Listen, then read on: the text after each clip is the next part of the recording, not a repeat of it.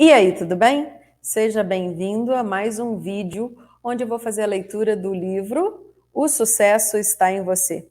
Esse livro é um livro de John Maxwell. John Maxwell é um especialista em liderança, até onde eu sei, o melhor do mundo, tá? Nos Estados Unidos, John Maxwell é o melhor especialista em liderança e desenvolvimento humano.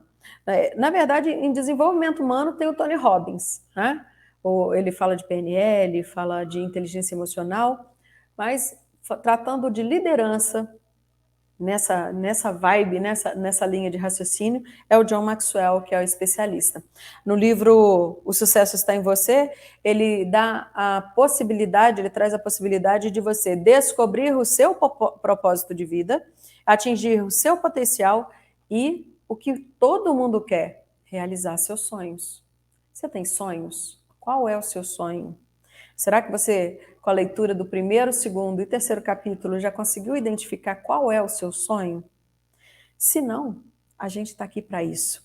Essa é uma jornada que a gente pode caminhar juntos. Vou começar a leitura do capítulo 4, já coloquei aqui na descrição o título e o subtítulo, mas eu vou fazer a leitura desses itens também, tá? Começa assim, o título, Como posso começar? E o subtítulo, o primeiro passo para o sucesso é administrar-se excepcionalmente bem. Como é que eu faço essa administração? Administrar a minha vida, administrar os processos que estão relacionados à minha vida? Como é que eu vou ter sucesso? Diz assim, você já trabalhou com pessoas que não se administravam muito bem? Muitas vezes pensamos em autoadministração. Isso significa tomar boas decisões todos os dias, quando, na verdade, precisamos tomar algumas decisões críticas em áreas importantes da vida e depois de administrar essas decisões no dia a dia. Aqui está um exemplo clássico do que eu quero dizer. Você já fez uma resolução de ano novo de que ia se exercitar? Provavelmente, você acredita que exercitar é importante.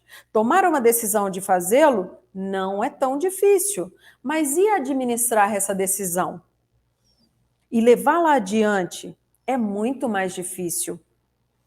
Digamos, por exemplo, que você comece a frequentar uma academia na primeira semana de janeiro.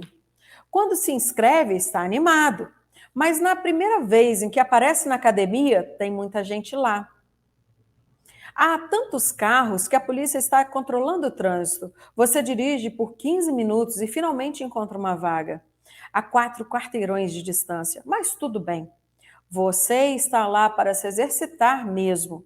Então, caminhe até a academia. Então, quando entra no prédio, precisa esperar até mesmo para entrar no vestiário para trocar de roupa. Mas aí você pensa, tá tudo bem.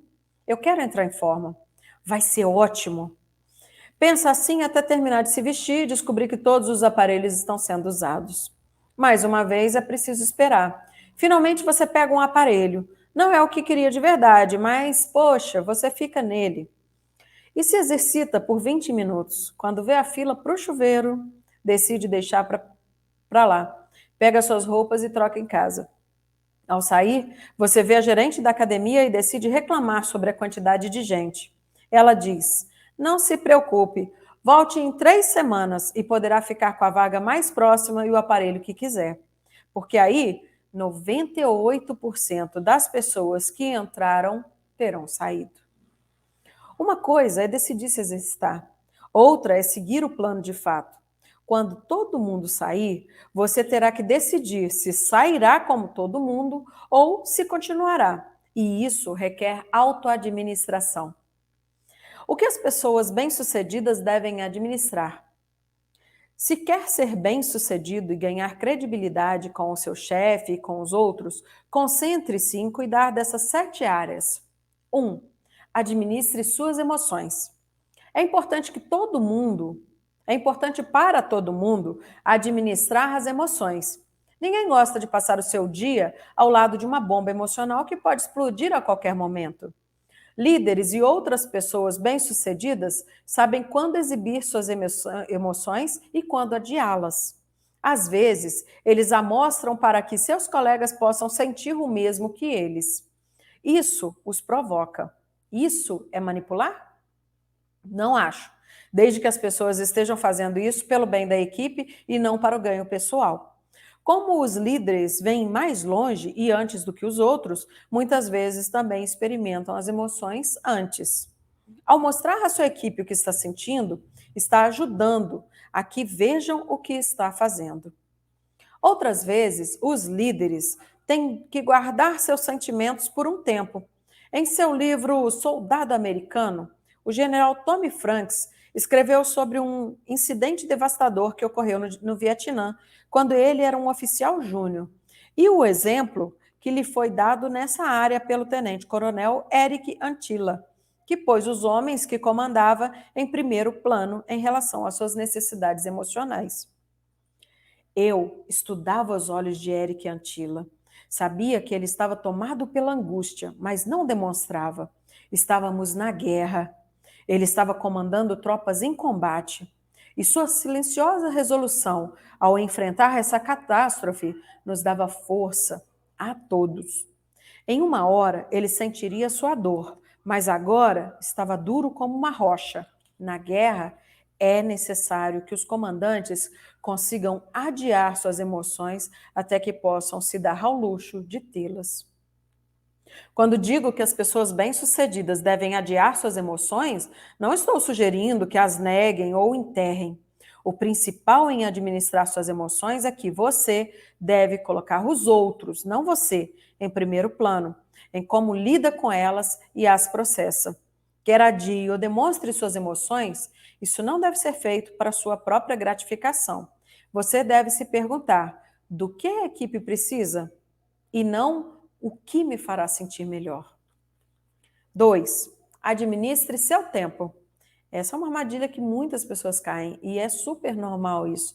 Nós somos seres humanos. Então, as duas armadilhas, uma de expressar-se demais, deixar a emoção tomar conta, isso é normal. A gente pode melhorar. E com o tempo, quando você começa a praticar o controle das emoções, você começa a ter mais habilidade para fazer isso.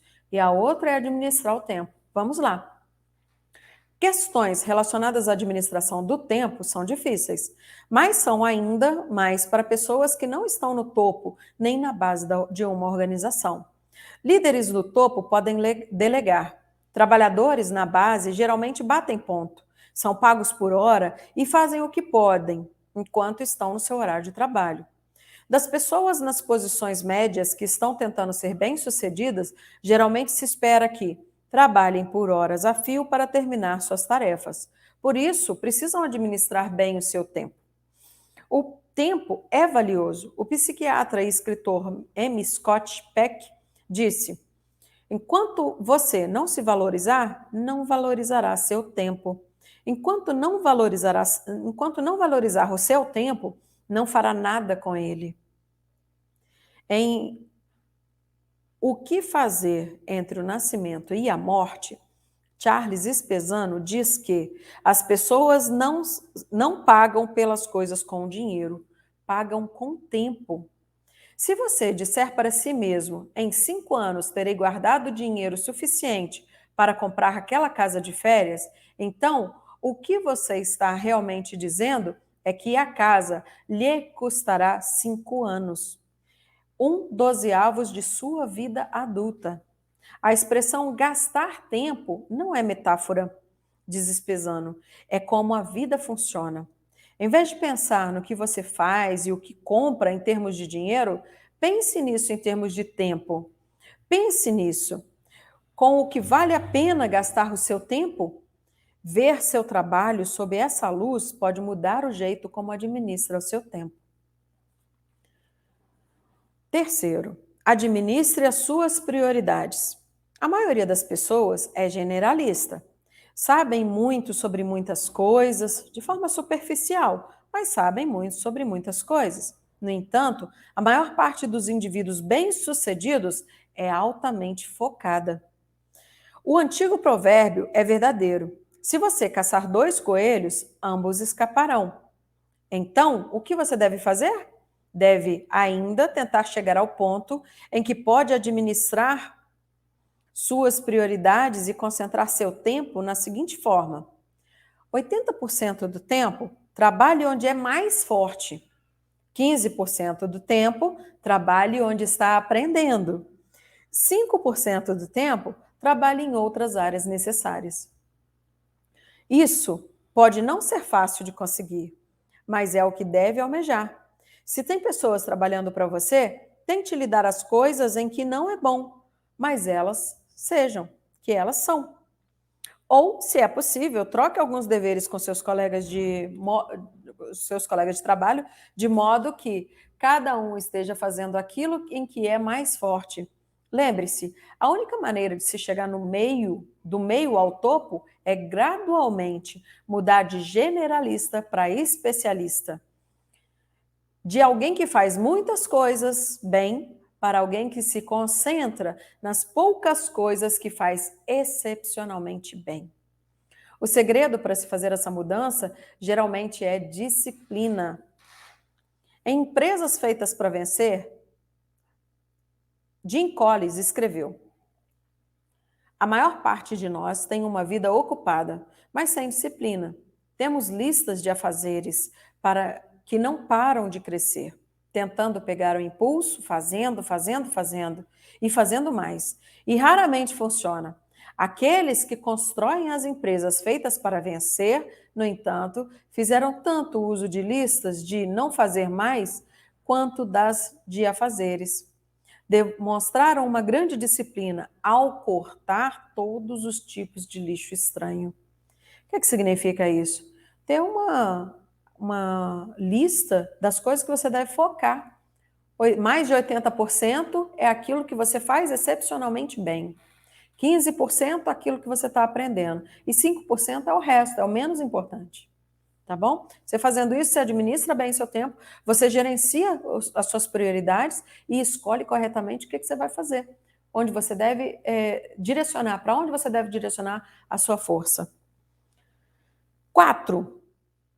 Não terminei. O último parágrafo do item 3. Você deve ser implacável ao julgar o que não deve fazer. Só porque gosta de uma coisa não significa que ela deve continuar nas suas listas de afazeres. Se for um ponto forte, faça-o. Se o ajuda a crescer, faça-o.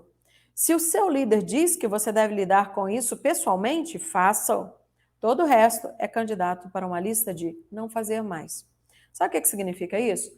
Não é que você tem que abandonar aquilo que você gosta, mas você deve direcionar sua energia para aquela coisa que você faz excepcionalmente bem, que você é poderoso naquela área e que vai te trazer resultado. Eu costumo perguntar para as pessoas o seguinte, às vezes o cliente, ou às vezes até um amigo conversando, fala assim, estou fazendo tal coisa e é muito bom. Você acha que eu devo continuar? Eu pergunto assim, qual que é o resultado que você espera? Aí a pessoa vai falar o resultado. Está atingindo o resultado? Ah, tá. Então, beleza, continua. Tem situação que às vezes a pessoa está fazendo e não tem resultado. E às vezes a pessoa quer dinheiro. E aí eu pergunto, isso está dando dinheiro? Ah, não. Então é uma questão de se pensar se você vai manter a sua prioridade ali. Porque quando você divide a energia, você enfraquece pontos fortes. Então se eu estou, por exemplo, eu gosto de jogar bola, mas eu não trabalho com bola. Meu trabalho é treinamento. Vocês sabem que o meu trabalho aqui é treinamento. Tá? Eu jogar bola gasta muito tempo. Eu passo aí 6 horas do meu dia jogando bola.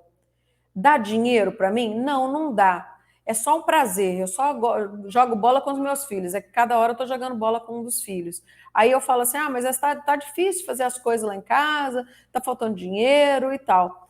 Aí a pergunta é, esse hobby, essa atividade, pode ser trabalho, tá?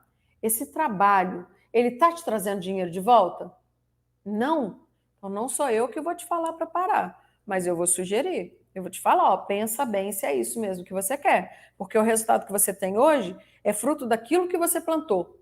Então, você quer o mesmo resultado? Daqui a 3, 4 anos, o que vai acontecer se você continuar usando esse conhecimento, fazendo essa mesma coisa? Você quer se tornar profissional dessa área? Não, no meu caso eu não vou tornar profissional nem de futebol, nem de vôlei. E aí, o que eu tenho que fazer? Posso reduzir e deixar esse hobby, por exemplo, só para os momentos de entretenimento, que seria no final de semana, por exemplo, durante o horário de trabalho, eu vou trabalhar com algo que me traz retorno.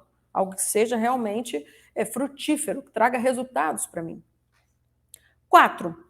Administre a sua energia. Algumas pessoas precisam racionar sua energia para que ela não se esgote. Até poucos anos atrás, eu não era assim. Quando as pessoas me perguntavam como eu fazia tanta coisa, minha resposta era sempre muita energia, pouco QI. Desde criança, eu não parava. Eu tinha 6 anos de idade quando percebi que o meu nome não era acomodado. Agora que passei dos 60, preciso prestar atenção ao meu nível de energia. No livro Pensando em Mudar, John Maxwell, compartilhei uma das minhas estratégias para administrar minha energia. Quando olho para a minha agenda todas as manhãs, me pergunto: qual é o evento principal? É para isso que não posso me dar ao luxo de dar menos do que o meu melhor. Pode ser para minha família, meus empregados, um amigo, meu editor, o patrocinador de um evento, meu tempo para escrever. Sempre me certifico de que tenho a energia para fazê-lo com concentração e excelência. Mesmo as pessoas com muita energia podem perdê-la sob circunstâncias difíceis. Já observei que líderes nos cargos médios de uma organização muitas vezes precisam lidar com o que chamo de rimas sugadoras de energia.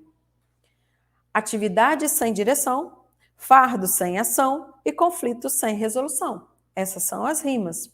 E o que o autor quer dizer com cada uma delas?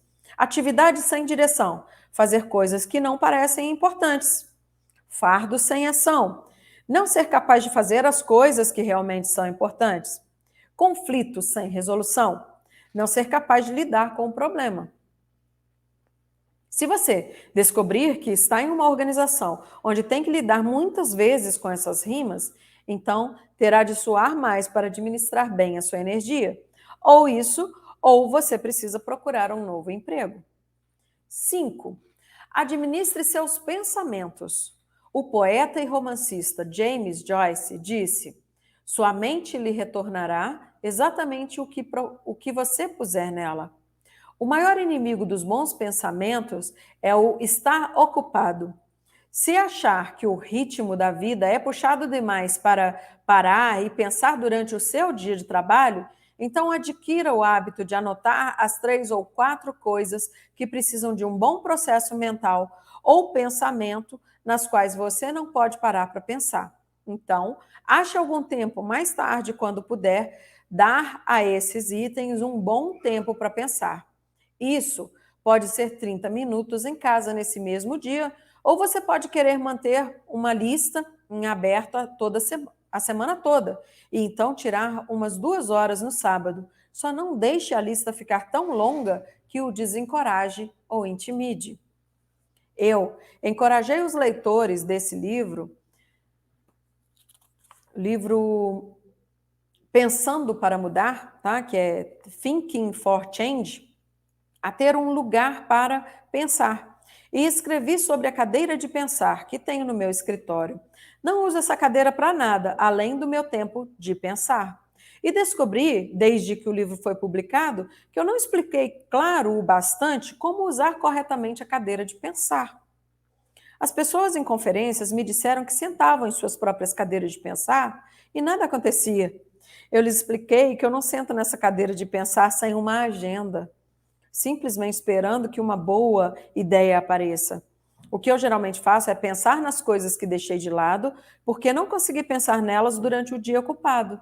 Levo a lista para a cadeira, coloco na minha frente e penso em cada item, o tempo que ele precisa. Às vezes estou avaliando uma decisão que eu já tomei, às vezes estou pensando em uma decisão que vou ter que tomar, às vezes estou desenvolvendo uma estratégia. Outras vezes, estou tentando ser criativo ao complementar uma ideia. Quero encorajá-lo a tentar administrar seus pensamentos dessa maneira. Se nunca fez isso antes, ficará surpreso com o resultado. 1 minuto pensando, muitas vezes, vale mais do que 1 hora de conversa ou trabalho não planejado. Não sei se você entendeu essa sugestão do autor. Vou explicar rapidamente. Você tem uma cadeira na sua casa. Então, vamos colocar que você tem uma cadeira e essa cadeira você não tem o costume de usar ela, tá? Não usa muitas vezes, não. No seu escritório, por exemplo, tá? Eu tô com essa cadeira vazia aqui e eu quase não uso ela. Então, eu vou colocar ela como exemplo. Eu tenho uma lista de afazeres e esses afazeres estão complexos no meu dia a dia. Às vezes eu tento resolver alguma coisa e não consigo, às vezes eu acho complexo demais, estou procurando uma solução e não consigo encontrar. E aí, como é que funciona essa questão da cadeira? Quando eu estou na minha mesa aqui, ó, quando eu estou aqui trabalhando, eu estou só trabalhando. Então eu coloco meu caderno, minha agenda, meus materiais de trabalho e começo a escrever ou a fazer meus livros ou a gravar meus vídeos. Eu estou aqui trabalhando, beleza. Só que algumas situações eu não consigo resolver imediatamente. Então, como que eu vou fazer para resolver se a cabeça está embolada? Às vezes, quando você está no meio do problema, você não consegue achar a solução. Então, tem duas coisas que você pode fazer. Uma, primeira coisa que eu vou te dar como maior dica, maior sugestão, beber água. E isso é urgente. Se você está começando a esquentar a cabeça, vai beber água, tá? Bebendo água, você já vai começar a refrigerar todo o seu sistema, melhorar a sua forma de pensar e já começou a ter uma melhor qualidade de vida. Beleza, essa é a primeira coisa. A segunda coisa é desconectar disso aqui tudo. Se isso aqui é minha área de trabalho, eu vou sair dela. Sabe como que eu penso? Nem sempre eu vou para a cadeira, não. Às vezes eu vou para a janela da minha cozinha. Na janela da minha cozinha eu tenho uma visão ampla, eu consigo ver muito longe e muito verde.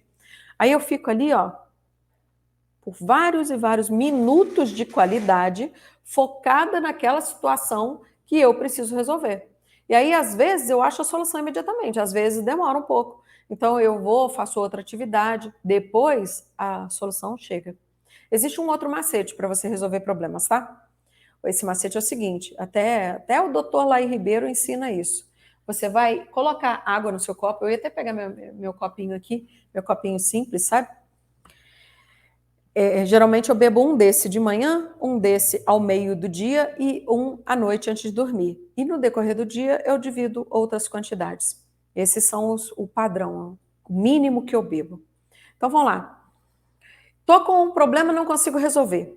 Já está chegando a noite e a gente às vezes fica exausto tentando resolver problemas, achar solução. Tem gente que às vezes, preciso levantar X de dinheiro até o dia tal. Como é que eu vou fazer isso?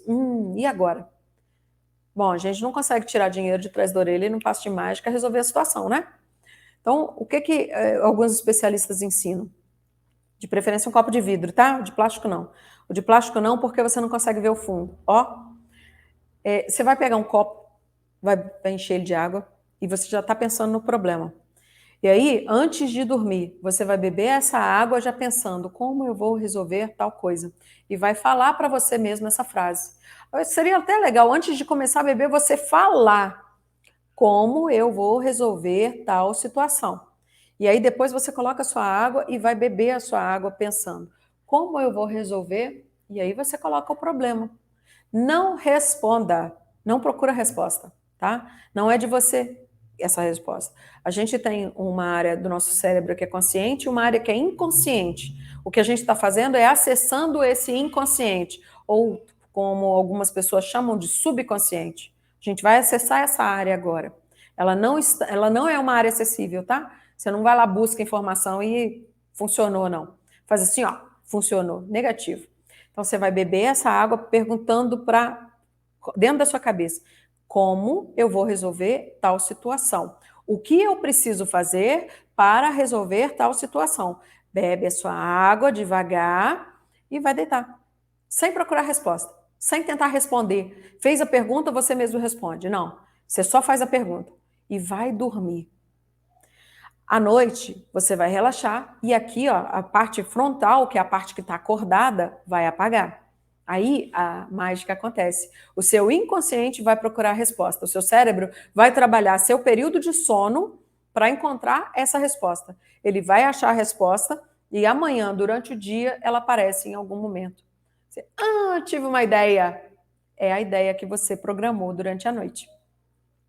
Tá bom? Então, isso é um macete. Os maiores especialistas que eu já ouvi falar, eles usam esse macete, eles ensinam esse macete. Eu vou dar um exemplo, que é o Dr. Laí Ribeiro. Outro é o Marcos Trombetta, que é um especialista em desenvolvimento humano, Tony Robbins e vários outros. Um mar de especialistas ensina isso. Eu sou só mais uma pessoa replicando isso. Já funcionou comigo e é maravilhoso. Maravilhoso. Uma vez uma amiga estava querendo arrumar 5 mil reais, foi o que ela falou comigo. Ela me ligou e falou, eu preciso de 5 mil reais, como é que eu vou arrumar? Aí eu até falei com ela, ensinei a dica e fiz. Aí no dia seguinte eu liguei para ela, olha, aqui, já conseguiu resolver aquela situação? Ela, já consegui. Ah, então tá bom. Aí ela não falou mais nada, não perguntou se eu tinha outra alternativa. Eu fiquei quietinha, porque se ela tem, deixa ela resolver do jeito dela. E eu peguei e usei a solução para mim. Então é só uma questão, ó, fica aqui. Você tem a necessidade de encontrar uma saída para algum problema? Essa dica é milagrosa, é fantástico. Você aciona o seu inconsciente e ele traz a resposta. Bom, deixa eu ver aqui. Ah, estava falando sobre o pensamento, né? A força do pensamento e como você ir para a cadeira. No caso do John Maxwell, ele fala de você sentar na cadeira do pensamento e ficar ali alguns minutos pensando sobre aquele problema. Pode ser que você encontre solução. Assim pode ser mais rápido, o outro pode ser mais demorado. Tem hora que um vai ser mais efetivo do que o outro. E aí você escolhe até você encontrar suas soluções. 6. Administre suas palavras. O lendário treinador de basquete John Wooden disse: mostre-me o que pode fazer. Não diga simplesmente o que você pode fazer. Mostre-me. Pessoas bem-sucedidas valorizam a ação. E se vão parar o que estão fazendo tempo o bastante para ouvir, as palavras que elas ouvem precisam ter valor. Então, faça com que elas contem. No livro da Forbes, de Pensamento sobre a Vida dos Negócios, Emily Girardin diz: o poder das palavras é imenso. Uma palavra bem escolhida muitas vezes já bastou para parar o ataque de um exército, transformar a derrota em vitória e salvar um império. Se você quiser garantir que suas palavras tenham peso, então pese-as bem. A boa notícia é que se você administrar seu tempo agora e tirar proveito de tempo concentrado de pensamento, provavelmente também verá melhoras na área da administração de suas palavras. David McKillin, um líder bem-sucedido em uma grande organização em Plano, no Texas, contou-me uma história sobre algo que aconteceu em seu primeiro emprego após a faculdade. Ele estava se preparando para fazer uma visita importante a alguém e decidiu que deveria pedir ao líder principal que fosse com ele. Quando chegaram lá, David, em seu entusiasmo, não parava de falar. Ele não deu ao seu líder a chance de fazer nada, além de assistir até o final da sua visita. Ao voltarem para o carro, o chefe de David lhe disse: eu poderia ter ficado no escritório. Continuou explicando como sua presença foi supérflua. David me disse: aprendi uma grande lição naquele dia sobre ficar no meu lugar quando estava com o líder sênior. Seu conselho honesto e correção fortaleceram nosso relacionamento e me caíram bem por toda a vida. Se você tem algo a dizer, diga-o rápido e bem. Se não tiver, às vezes a melhor coisa a fazer é ficar quieto. 7. Administre sua vida pessoal. Você pode fazer tudo certo no trabalho e se administrar bem lá, mas se a sua vida pessoal estiver uma bagunça, consequentemente, ela azedará tudo. O que ganharia uma pessoa se chegasse ao topo dos gráficos organizacionais, mas perdesse seu casamento ou se afastasse do seu filho? Como alguém que passou muitos anos aconselhando pessoas, posso lhe dizer, nenhum sucesso na carreira vale isso. Há anos, a minha definição de sucesso é esta: ter o máximo de amor e respeito dos que estão mais próximos de mim. É isso que é mais importante. Quero o amor e respeito da minha esposa, no meu caso, do meu marido, dos meus filhos, meus netos, antes de querer o respeito de qualquer um que trabalhe comigo. Não me entenda mal. Quero que as pessoas que trabalham comigo me respeitem também, mas não à custa da minha família.